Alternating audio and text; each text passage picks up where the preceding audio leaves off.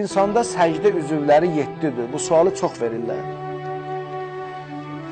Ayağın baş barmaqları, dizin, iki insanda diz, ayağında dizlər, əlin içi və alın. 7 səcdə üzvümüz var ki, yəni səcdə zamanı yerə dəyən. Niyə görə şiiyələr, əhl-i beyt dostları, niyə görə torpağı yalnız alınlarına qoyurlar? Niyə əlin altına da qoymurlar?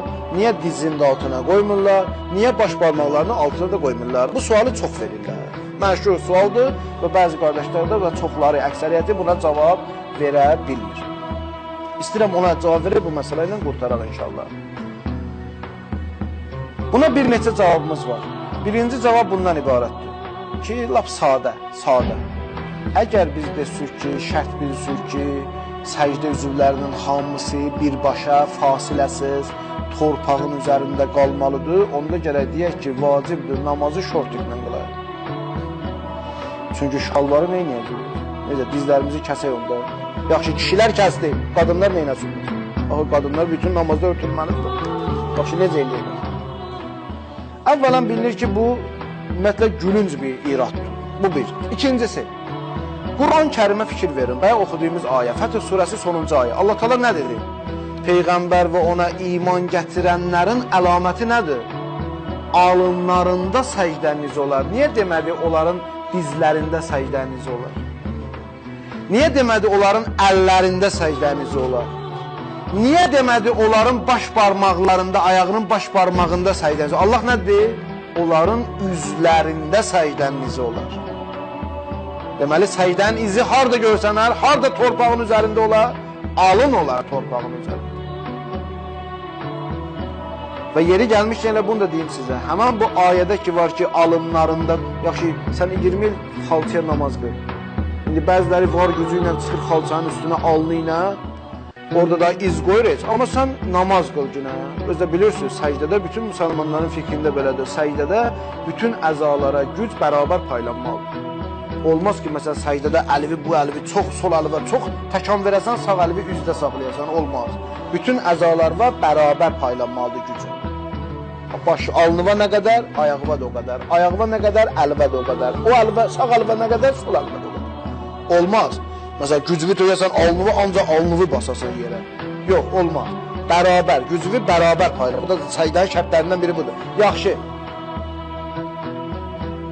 Əgər sən bu qaydada namaz qılsın, səcdədə gücüvü bərabər paylansın bədən üzvləri və sən 100 il parket döşəməyə namaz qılgınən alnında iz qoyar. Nəyə namaz qılanda alnına iz qoyur? Torpağa, yerin cinsinə, daşa. O alnında iz qoyar. Ona görə bu bir məsələ. İkinci məsələ də bu sualın cavabı.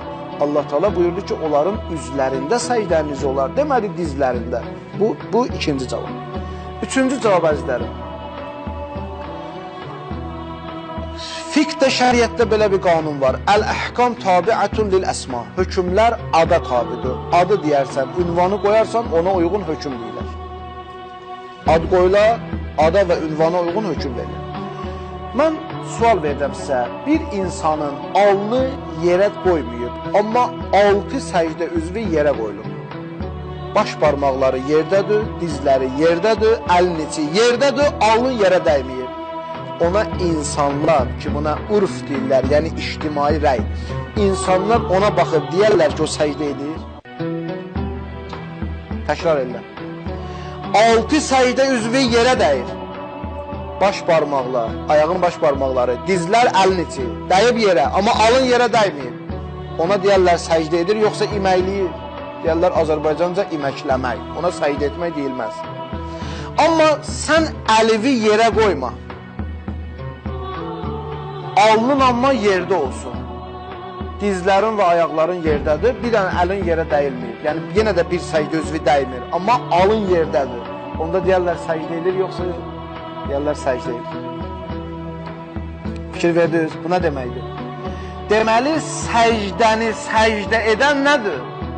Alının yerə qoyulmasıdır.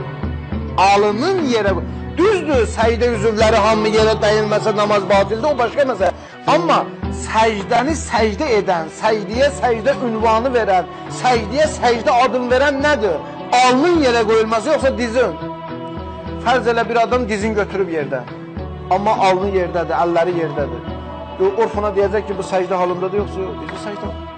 İndi səcdəsi namazda batildir, ondan işim yoxdur ya mənim. Yəni bu səcdə adlanır, yoxsa adlanmır? Adlanır səcdə. Deməli, səcdəni səcdə edən, səcdiyə səcdə ünvanı verən nədir? Alının yerə qoyulmasıdır. Ona görə Əhl-i Beyt məktəbi deyir ki, vacibdir ki, alın yerin üzərində olsun, alın yerin üzərində olsun, torpağın üzərində olsun. Ona görə digər əzalar, səcdə üzvləri torpaq üzərində olmasa da namazı səhihdir. Niyə görə? Çünki səcdəni səcdə edən, səcdə ünvanını qazandıran alının yerə qoyulmasıdır. Əlbəttə, bundan geniş də bu mövzu danışmaq olardı, ancaq mən artıq məsələni bundan artıq buraxıram, müsəlmanın insafına buraxıram,